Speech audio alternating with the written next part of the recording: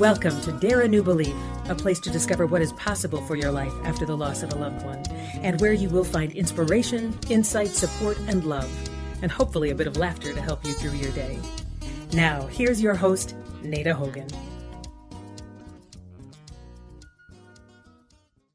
Welcome to Dare a New Belief, where you will find light and life, love and joy, healing, faith, and hope.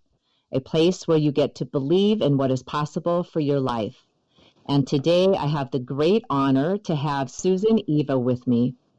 Susan has been working with various forms of energy medicine for over 20 years, and she brings together multiple aspects for a collaborative approach to bring the mind, body, and spirit together.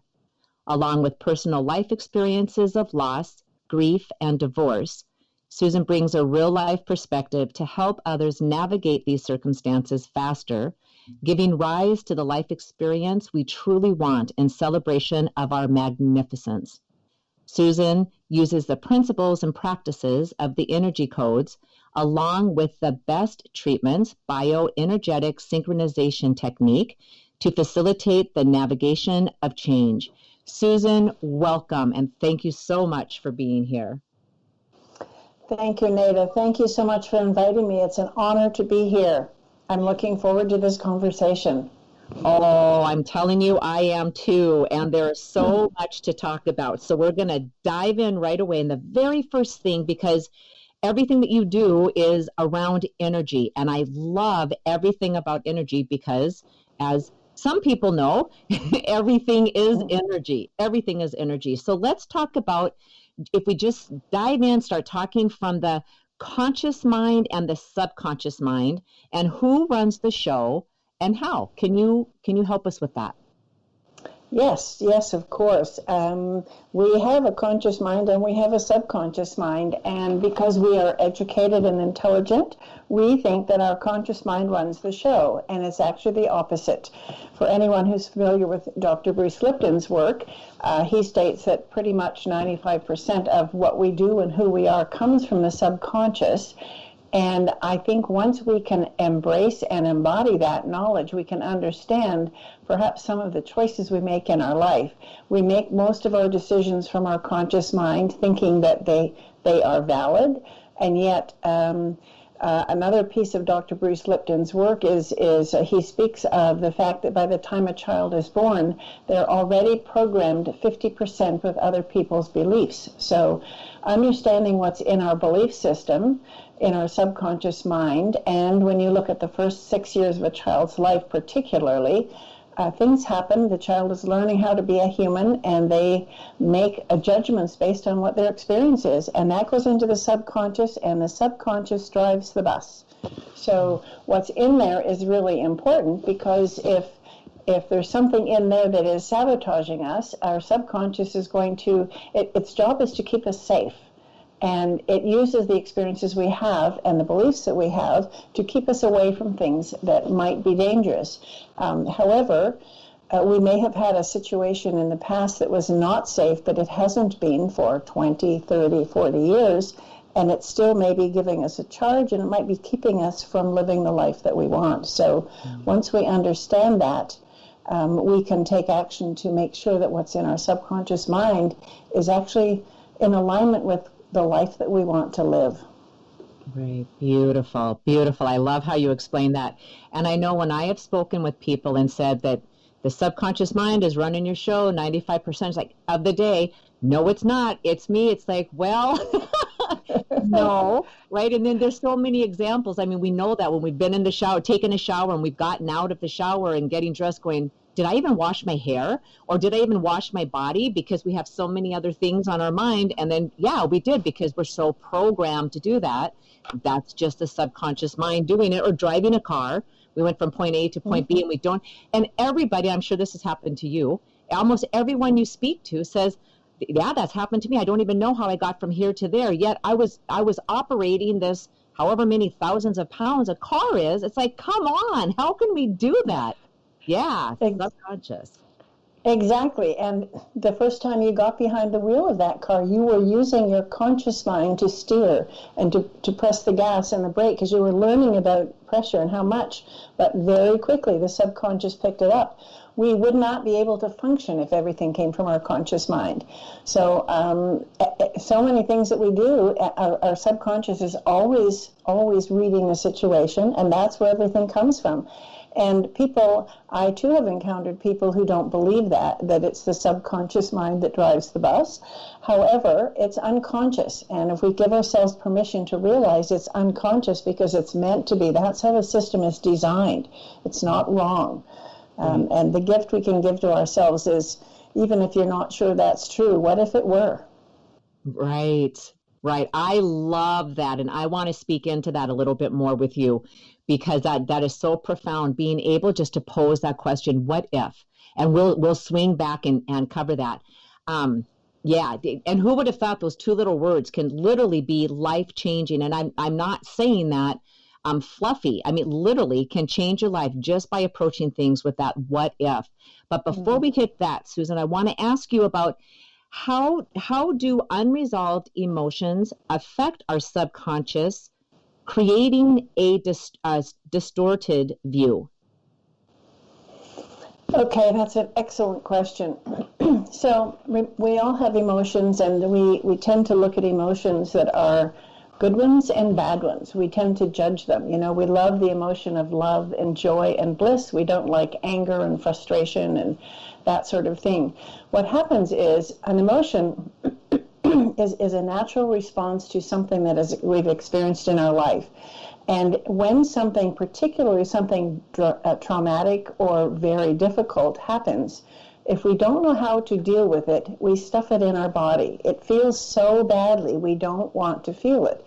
And the body's designed, and we stuff it in and to a place where we don't feel it. And so, for instance, maybe when you were a young child, 2, 3, 4, something happened, and you were expressing deep love, and somehow you got shut down, whether it's by your parents or someone else that you know, it doesn't really matter. If you were expressing love and you got shut down for it, that would go into your subconscious memory. It would feel awful at the time, and you would go into your subconscious mind that perhaps love is not safe. So we grow up and we manage to get through life. We learn to manage these things again on an unconscious level. And you might find as an adult, if something like that happened, that you want to have a loving relationship. And every time you get into one, something happens and it feels like you're sabotaging it, or you don't know how to show up. You start judging yourself, which just magnifies the problem.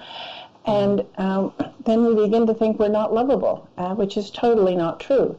And it all goes back to perhaps one situation, one incident that happened when you were very young.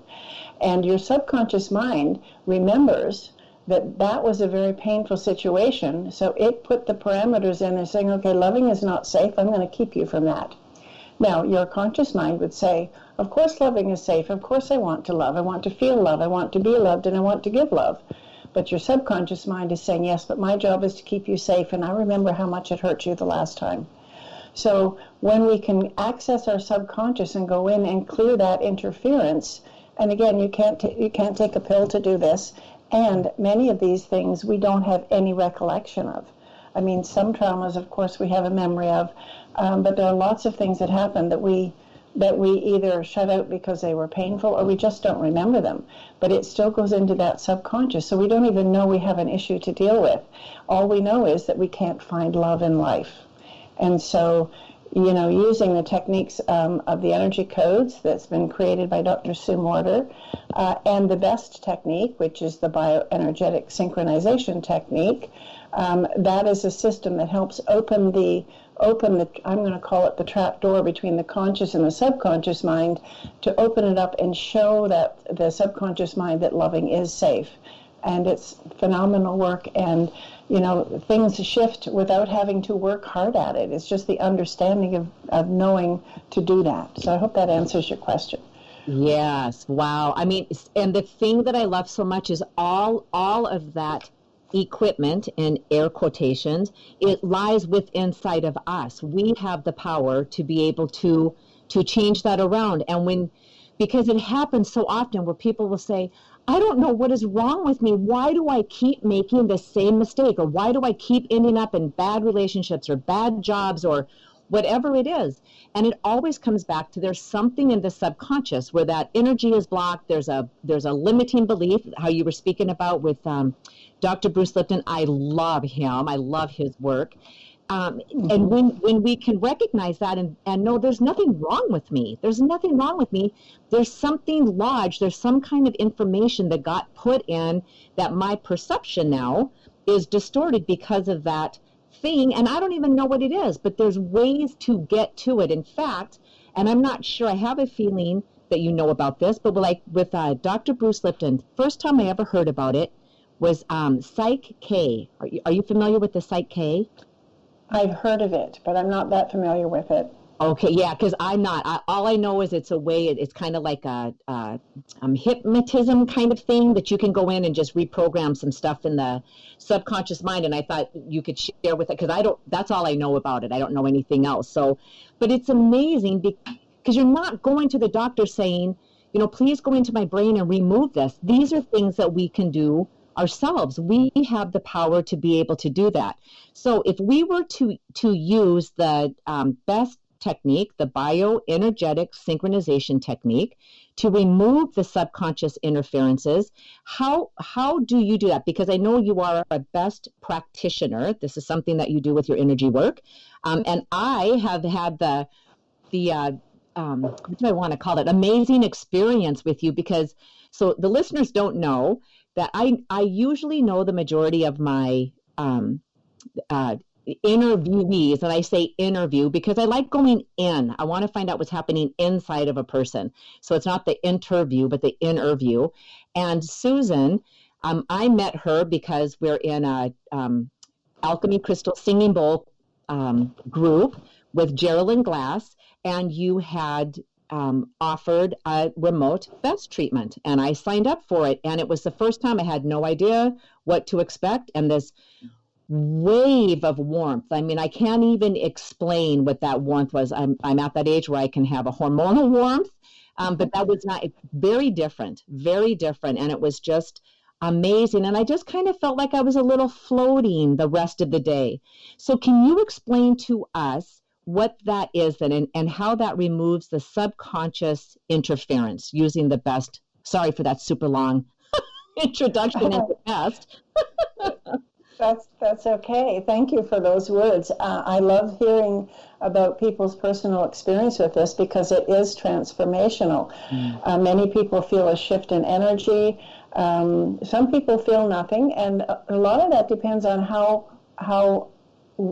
prepared you are to perceive what's actually going on in your body. And the more you practice it, the more you feel it.